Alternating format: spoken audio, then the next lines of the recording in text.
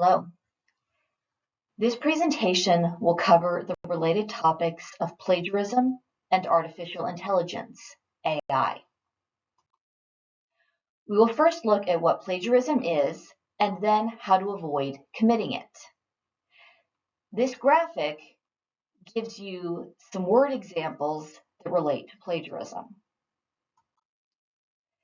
The dictionary.com definition of plagiarism is an act or instance of using or closely imitating the language and thoughts of another author without authorization, and the representation of that author's work as one's own, as by not crediting the original author.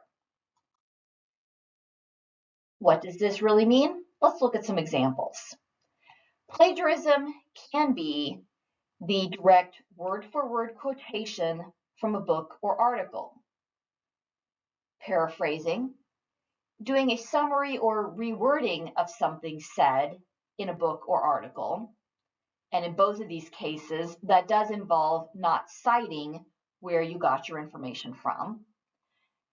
Uncommon knowledge, things that people don't generally just know.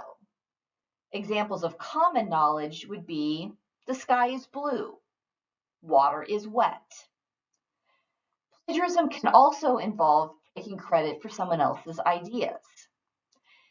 This link will take you to a web page with famous cases of plagiarism in areas such as music, literature, and politics. Some types of plagiarism are listed here. Complete plagiarism would be submitting someone else's work as your own. For example, paying someone to write a paper for you, or borrowing a sibling's or a friend's paper who took the class in a prior year. Direct plagiarism is copying sentences or paragraphs from someone else's paper without crediting or citing them. Paraphrasing is reusing someone else's work and changing a few words or phrases to make them a little more unique, but also without citing them. It is possible to commit self-plagiarism. This could be if you reuse content from a past paper you wrote without citing yourself.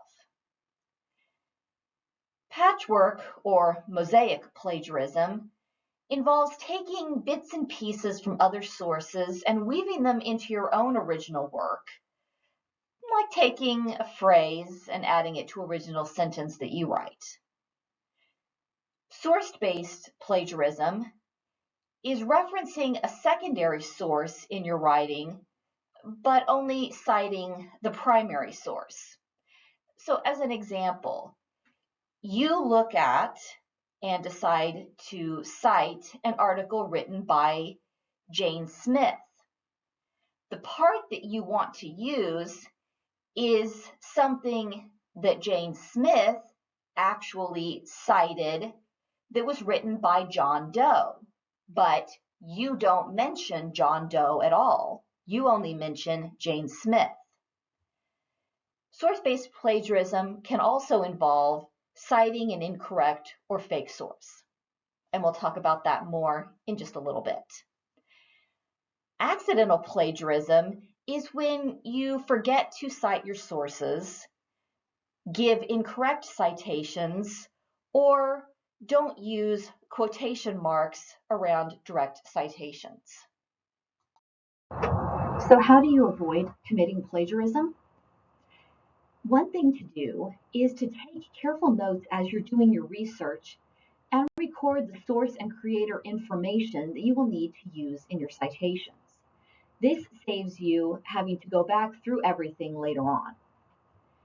Review your assigned citation style guide to be clear about what does or does not need to be cited and how to do it. You can also use a free plagiarism detector to check your work before you submit it.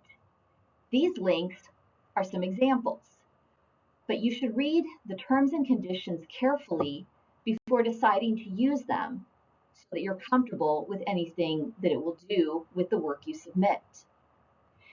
The OWL Purdue site has information about plagiarism that you may find helpful that can be found at this link. This slide shows an example of a text sample and then 4 writing samples that were created using it.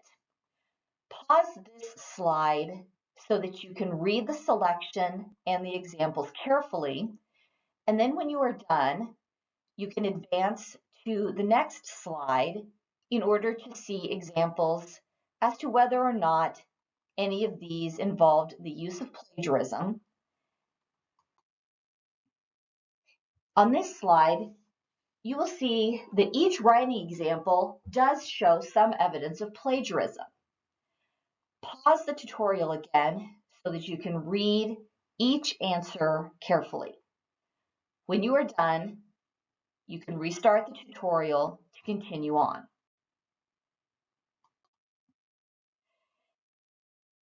And to wrap things up, this link takes you to an online practice quiz so that you can test your knowledge about plagiarism.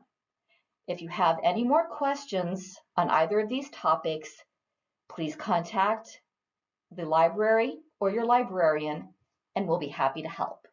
Thank you.